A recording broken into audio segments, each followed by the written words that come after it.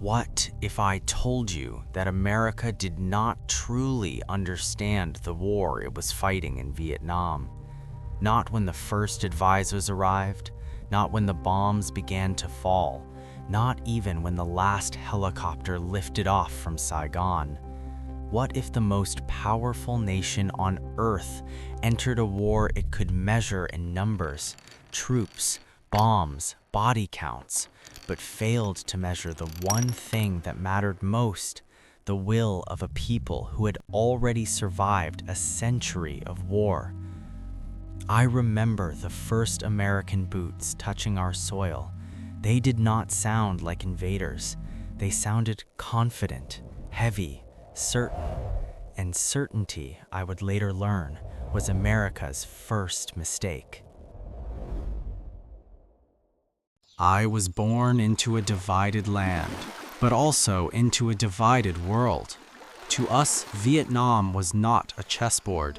It was rice fields, rivers, ancestral graves.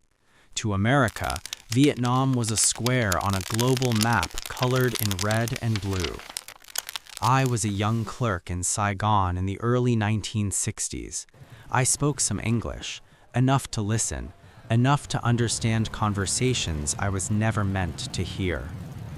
The Americans spoke of containment, of dominoes, of a fear that if Vietnam fell, all of Southeast Asia would follow.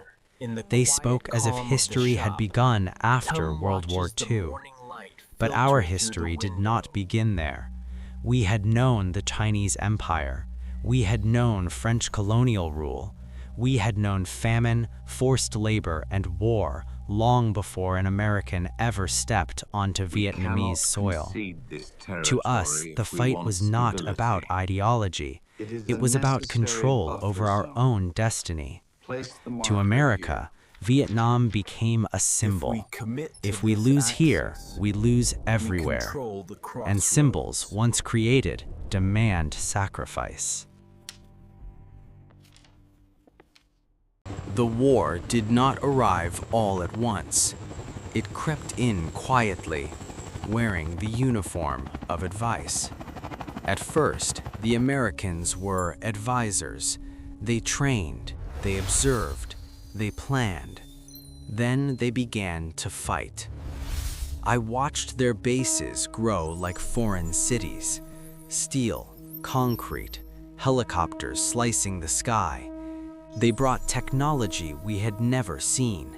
Machines that could see at night, planes that roared like gods. They believed war could be solved like an equation. If the enemy loses more men than we do, we win. If we destroy enough supply lines, resistance collapses. If we control territory, loyalty will follow.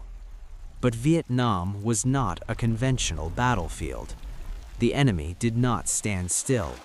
The enemy did not wear clear uniforms. The enemy did not fear death in the way America expected. Villages were burned to save them. Bombs were dropped to protect civilians. Body counts replaced truth. And slowly, the war stopped making sense, even to those fighting it. As the war intensified here, something unexpected happened far away, in America itself. The war crossed the ocean. I heard it through radios, newspapers, American soldiers who spoke too freely after midnight. College students marched. Mothers questioned generals. Journalists showed the war as it truly was, not heroic, not clean, but chaotic and cruel. For the first time in its history, America watched a war unfold live in its living rooms. Children burned by napalm, soldiers screaming for medics, villages erased in seconds. The American government spoke of progress. The images told a different story. Trust fractured. Here in Vietnam, we felt it too. Morale shifted. Orders became heavier, eyes more tired. The war had two fronts now, one in the jungles of Southeast Asia, and one in the streets of Washington, New York, and Los Angeles, and neither side was winning. The turning point did not arrive quietly. It arrived in the form of shock. When coordinated attacks erupted across cities once thought secure, the message was clear, not just to Vietnam, but to America.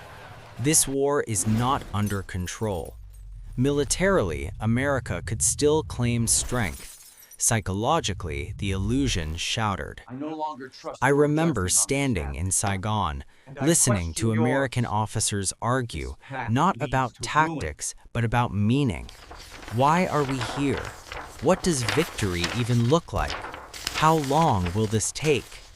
Years had passed, hundreds of thousands were dead, and the answer remained unclear. America had entered the war to prove strength. Now it stayed to avoid admitting failure. And that, perhaps, was the deepest trap. When the war finally ended, it did not feel like victory.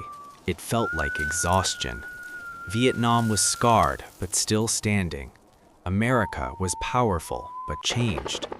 Trust in government weakened. Faith in military certainty faded. The belief that technology alone could shape history collapsed. Vietnam became America's most controversial war, not because it was lost on the battlefield, but because it was lost in understanding. America learned that power without insight is fragile, that numbers cannot measure resolve, that a people fighting for their homeland do not fight by foreign rules. And I learned something too, that history is not written only by generals and presidents, but by villagers, soldiers, students, and those who survive long enough to remember. This war was never just about Vietnam. It was about the limits of power, the danger of fear-driven decisions, and the cost of confusing ideology with reality. And that is the untold history many still struggle to accept.